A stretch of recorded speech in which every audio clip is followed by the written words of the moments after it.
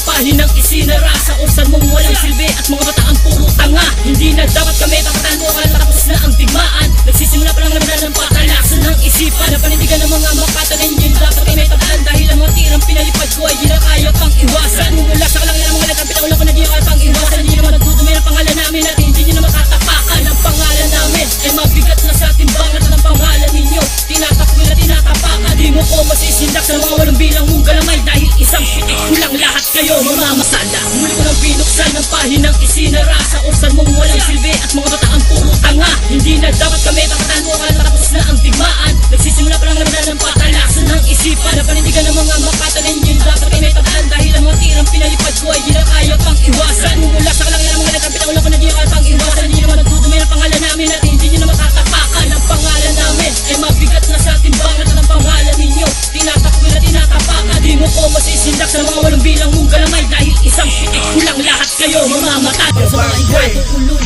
mga diputang talunan, di ko na kailangan pa magbatulayin ko alam mo namang boboto lang laman ng mga utak ng mga punyeta nang galing sa putikan. Kailangan ko pa bang malimbagatin ang mga pangalan nyo at muling tapakan. Nagsama-sama na matikang baguhan na nagpataob ng iyong bagsakan. Huwag ka nang haambalan baka bigla ka lang makaluhod, bigla ka magbasagan. Nakakarangkada na kami muli para malaman nyo paano namin kayo wasakin. Para malaman ng mga diputang to, di naman talaga kayo ubra sa amin. Pagalingan ng labanan, kailangan pa ba natin pagbasihan? Makikita naman sa ratings kung sino ang napag-iwanan. Magkukumpos ka pa ng bago, baho mo naman pakinggan. Baka masira mo lang ang